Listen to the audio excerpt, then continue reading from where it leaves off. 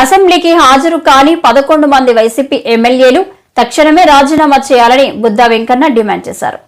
విజయవాడలోని తన కార్యాలయంలో ఆయన మీడియా సమావేశంలో మాట్లాడుతూ వైసీపీ ఎమ్మెల్యేలు అసెంబ్లీకి హాజరు కాకుండా ఎన్నుకున్న ప్రజలనే అవమానిస్తున్నారని విమర్శించారు. ప్రజాధనాన్ని 1,75,000 మేస్తున్నాయి అని కథ చెప్పాల్సినటువంటి పరిస్థితి. ఇందులో పెద్ద మేక ఉంది, పెళ్లి మేక. ఆ మేక ఎక్కడ ఉంటుందంటే బెంగళూరు ప్యాలెస్లో ఉంటుంది. ఇక్కడ ఆయనకి ఇప్పుడు వరకు 5 ఏళ్ళు ఈ రాష్ట్రంలో ఆయనకి ముఖ్యమంత్రిగా పనిచేశాడు. ఇప్పుడైతే ప్రజలు అతన్ని చీకొట్టి తరిమి కొట్టారో ఆ దెబ్బతో ఈయన బెంగళూరు ప్యాలెస్కి అంకితమైపోయాడు. అసలు అసెంబ్లీకి వెళ్ళనటువంటి ఈ 11 మేకలుగా చెబుతున్నటువంటి ఎమ్మెల్యేలు రాజీనామా ఎందుకు చేయరు? మీరు చెప్పండి, రాజీనామా ఎందుకు చేయరు? చంద్రబాబు నాయుడు గారు అసెంబ్లీకి నేను ముఖ్యమంత్రిగానే వస్తానని శపథం చేశాడంటే ఆ రోజు ఒక రీజన్ ఉంది దానికి.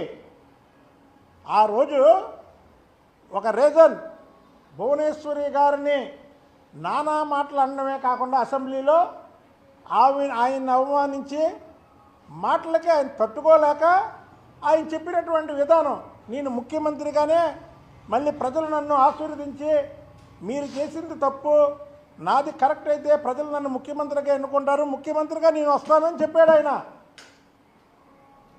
ఆయన బాయ్కాట్ చేశాడు. కానీ మిగతా తెలుగుదేశం పార్టీ ఎమ్మెల్యేలు ఎవరు బాయ్కాట్ చేయరా.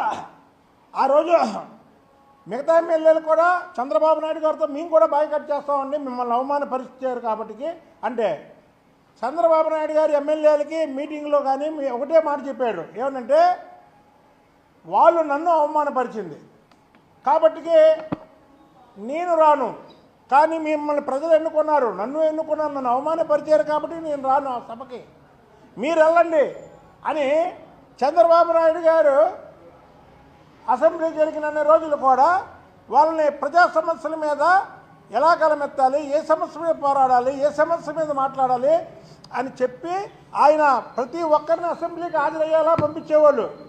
ఇవాళ జగన్మోహన్ రెడ్డి సాకేంటి? జగన్మోహన్ రెడ్డిని ఏమైనా అన్నారా? జగన్మోహన్ రెడ్డి తల్లి గారిని ఏమైనా అన్నారా? జగన్మోహన్ రెడ్డి భార్య గారిని ఏమైనా అన్నారా? ఎవరిని ఏమి అనలా. ఏమన్నారు? ప్రజలు నీకు ప్రతిపక్ష హోదా ఇవ్వలా. అరే ప్రజలు నాకు ప్రతిపక్ష హోదా ఇవ్వలేదని ఏదో చెరువు మీద అలిగినట్టు ఉంది. ఇప్పుడు చెరువు మీద అలిగితే ఏమైతే అలాగే ఇవాళ జగన్మోహన్ రెడ్డిది ఎలాగుందంటే, నువ్వు చేసే పని, నిన్ను పులివెందల ప్రజలు నిన్ను ఎన్నుకుంటే నువ్వు నాకు ప్రతిపక్ష హోదా ఇవ్వలేదని ఎవరిని అడుగుతావు? 175 సీట్లు ఉన్నాయి, 18 సీట్లు నీకు ప్రజలు ఇస్తే నీ ప్రతిపక్ష హోదా వచ్చేది. దాని మీద కూటమి ప్రభుత్వం మీద అలిగి ఆఖరికి మీ 11 మందిని గెలిపించినటువంటి ఆ నియోజకవర్గ సమస్యలైనా సరే మీరు అసెంబ్లీలో లేవనెత్తినప్పుడు మీకెందుకు ఆ పదవులు? ఆ పదవులకి వెంటనే రాజీనామా చేయాలి. లేని పక్షంలో నేను చెప్పినట్టు మీరు 1,75,000 ప్రజాధనాన్ని మీరు తీసుకోకూడదు. చెప్పండి. కూటమి ప్రభుత్వం వచ్చిన తర్వాత జగన్మోహన్ రెడ్డి గారికి అసెంబ్లీలో అవమానపరిచారు, వాళ్ళ కుటుంబ సభ్యుల్ని కించపరిచారు, లేదా ఆయన్ని వ్యక్తిగతంగా దోషణలు ఆడారు. కాబట్టి మీరు అసెంబ్లీకే రాలేదే.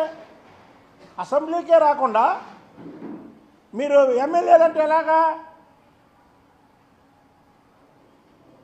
కాబట్టి మీరు ఎమ్మెల్యేలుగా ఉండే అర్హత లేదు.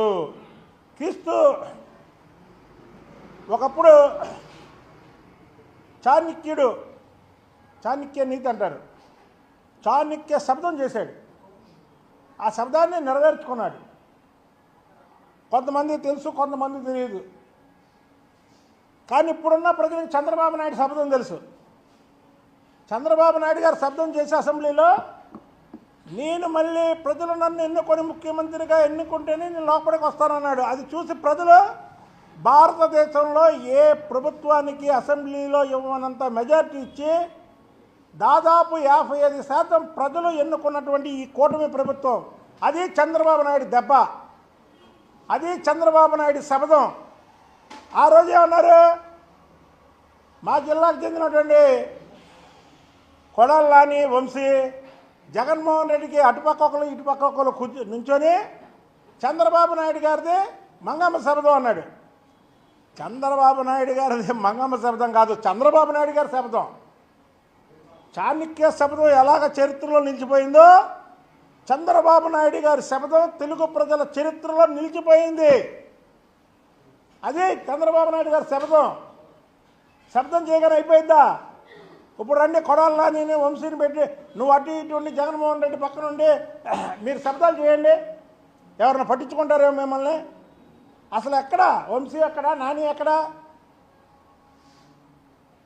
వంశీ నాని ఆచూకీ తెలిపిన వాళ్ళకి 1116 బహుమతి ఇస్తాం. పోలీస్